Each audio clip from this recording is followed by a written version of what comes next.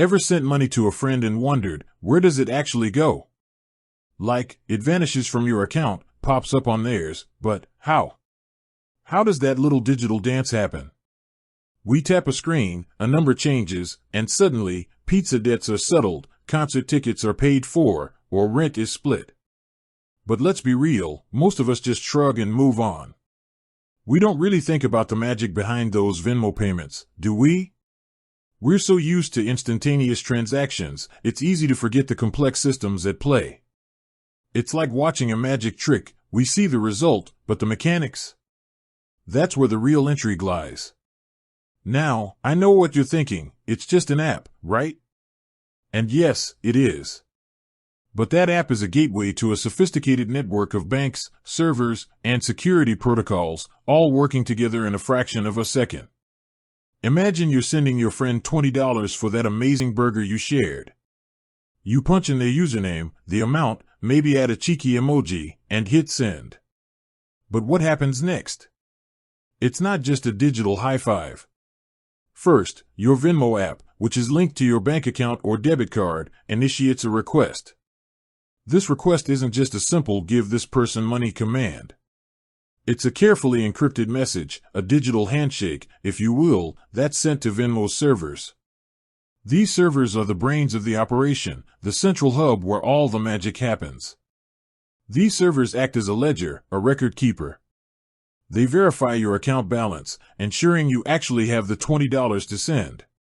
They check your friend's account, making sure it's active and ready to receive the funds. And, crucially, they check for any suspicious activity, any red flags that might indicate fraud. Think of it like a meticulous librarian, meticulously checking every detail before stamping a book is returned. In this case, the book is your money, and the stamp is the digital confirmation that the transaction is valid. Now, here's where it gets interesting. Venmo doesn't actually move physical cash around in real time. That would be incredibly slow and inefficient. Instead, they operate on a system of credits and debits, essentially keeping an internal tally of who owes what to whom. When you send $20, Venmo's servers update their internal ledger. They debit your account by $20 and credit your friend's account by $20. This happens almost instantaneously. It's a digital accounting trick, a way to keep track of money without physically moving it. But what about the actual movement of money between your bank and your friend's bank? That happens later, in batches, through a system called the Automated Clearing House, or ACH. The ACH is a massive electronic network that handles trillions of dollars in transactions every day. It's the backbone of the American financial system, and it's what allows for the efficient transfer of funds between banks. Venmo submits batches of transactions to the ACH, which then processes them and updates the balances in the respective bank accounts. This process typically takes 1 to 3 business days. So, while you see the $20 appear in your friend's Venmo account instantly, the actual money transfer might take a little longer. Now, let's talk about security. Because, let's face it, sending money digitally can feel a little risky.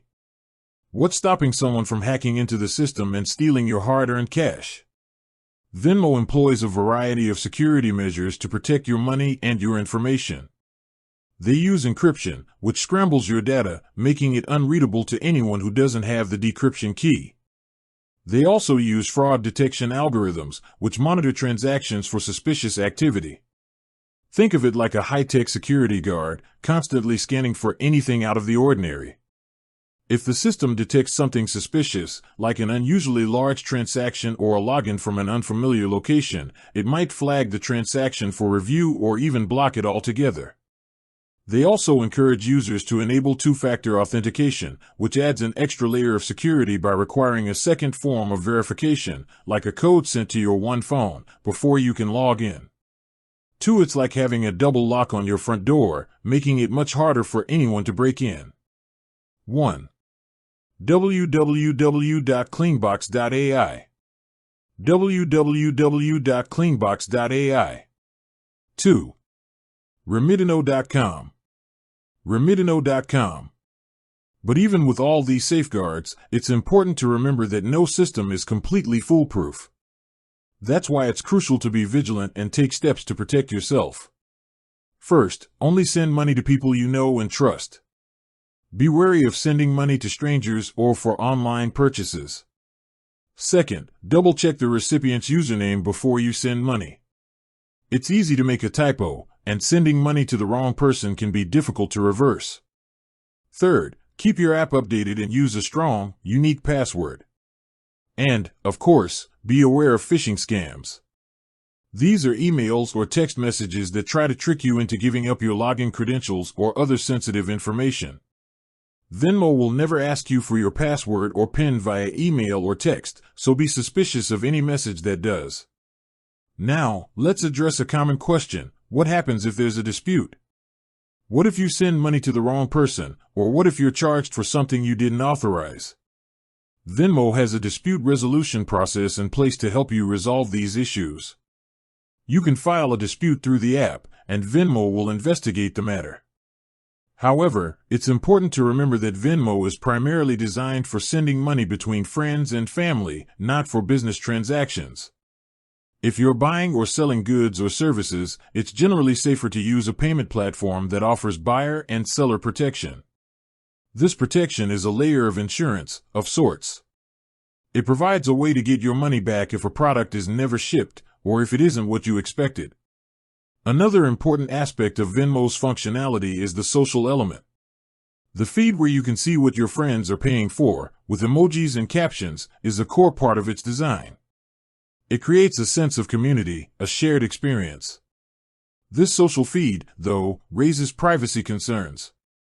While you can adjust your privacy settings to limit what information is shared, it's important to be mindful of what you post. Remember, anything you share on the internet can potentially be seen by others. And what about the fees? Venmo is generally free for sending money from your bank account or debit card. However, there are fees for certain transactions, like using a credit card or making instant transfers to your bank account. These fees are typically small, but they can add up over time.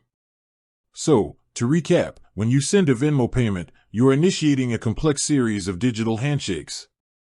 Your request is sent to Venmo's servers, which update their internal ledger and verify the transaction. The actual money transfer happens later, through the ACH, and Venmo employs a variety of security measures to protect your money and your information. It's a fascinating system, a testament to the power of technology and the ingenuity of the human mind. It's a system that allows us to send money instantly, to split bills with friends, to pay for concert tickets, all with a few taps on our phones. It's a system that has revolutionized the way we handle money. With that said, thanks for watching, and until next time.